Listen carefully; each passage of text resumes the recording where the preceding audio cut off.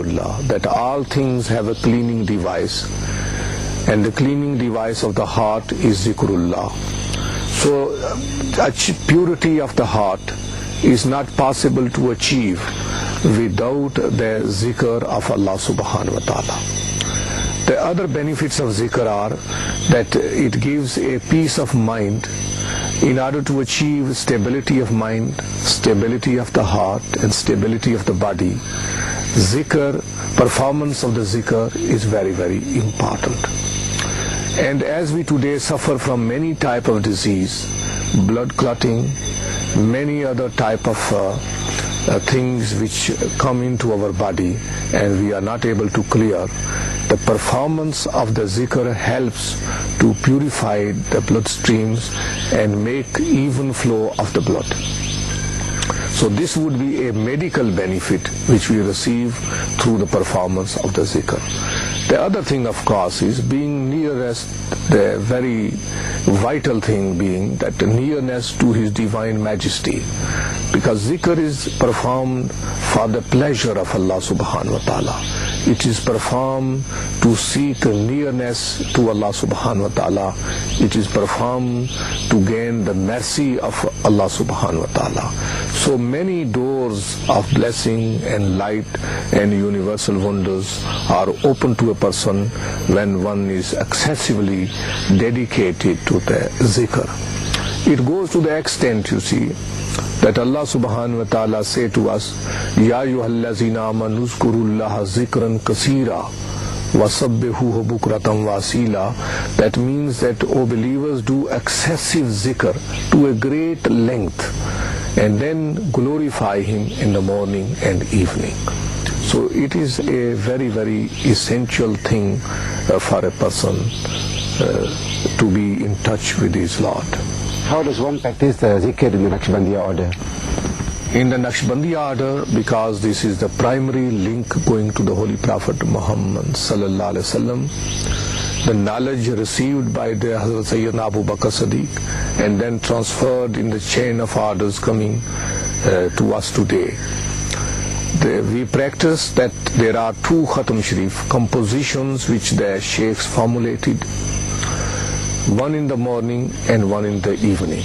The morning one is either before the Fajr prayer or after, and the evening one is after the Maghrib or Isha prayer. So these two Khatam Sharifs are the minimum composition from the verses of the Quran and the attributes of Allah subhanahu wa ta'ala to be recited for the spiritual development of a person. Then of course the zikr is the Allahu. Shaykh Ahmad Farooqi, Mujaddid al-Thani rahmatullah alayhi, revivalist of the second millennium, he said that the La ilaha illallah is nafi asbat, which means that erasing or the fusion of the universal solid materials is with La ilaha illallah, there is no God but Allah. So this would eliminate eventually from the vision the seven heavens and the earth and open access to the light of enlightenment of Allah subhanahu wa ta'ala. The other one, he said that the Allahu is a nafi uzzat, that this directly fuses a person into the love of Allah subhanahu wa ta'ala. So we, as people of the tariqah, then follow the breathing of Allahu. When we breathe in, we say Allah, and we breathe out and say Hu. And also the concentration through the muraqabas. So in this tradition of the Naqshbandiya order, all three zikrs are commonly known. The zikr jalli by enchanting, by reading the Quran, by reading the verses of the Quran, by reading the attributes of Allah subhanahu wa ta'ala, and by chanting Allahu. And the other zikr khafi that we practice through the breathing respiration system in order to breathe so that our lung and other things are remaining free and are pure and are able to attract the holy symptoms which vibrate in the universe of Allah subhanahu wa ta'ala. And the third, through concentration and sitting with the Shaykh, the zikr of qalb. Finally, Hazrat, could you please briefly discuss meditation? You see, Dr. Saab, there are two great authorities on this meditation.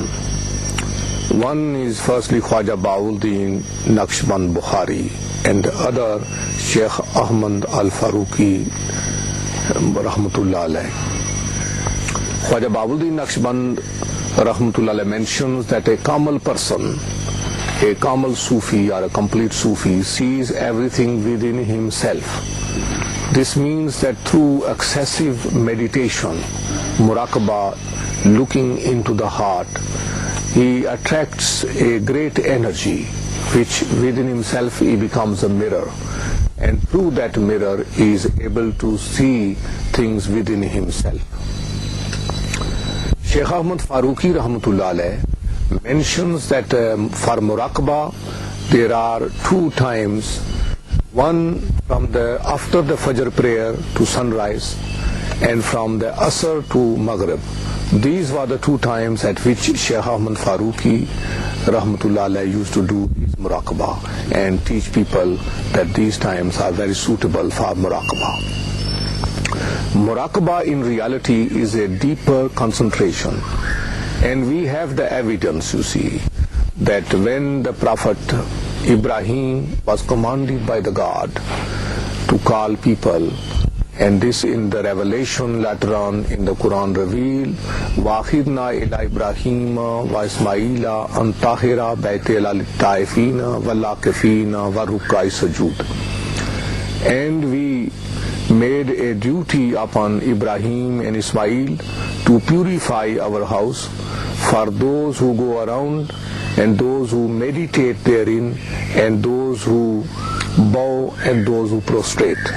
So 4 times of worship which historically is noted in this revelation, that the people to go around the Holy Kaaba and also to meditate therein and to bow in the presence and also to prostrate.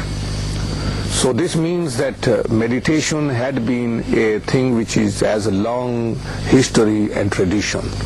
And also we learn from our Holy Prophet Muhammad sallallahu alaihi wasallam that he very often used to go from Makkah and into the cave Hira, and there stay for several days sometime, and there meditate. And meditation is really a deeper thinking, a deeper devotion, a deeper concentration onto Allah subhanahu wa ta'ala.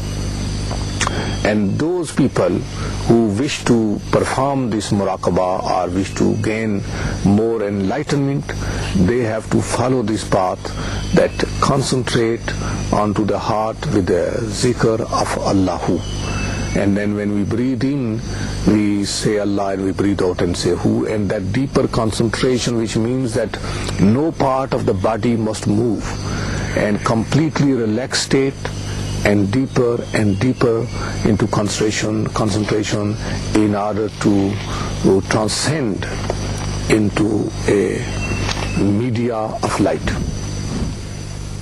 Thank you very much. I think that is the end of our discussion on Sufism this morning, and I'm sure the interview and the very detailed answers that were given in the interview will benefit many people in this country and inshallah also outside Malaysia. So I'd like to thank you very much for giving us the time and the opportunity to record this interview. Thank you very much. And thank you, and my pleasure, and I am so happy that I had devoted this time and I have gained a great experience. And thank you, Dr. Ghulam Sarwar, and all your friends.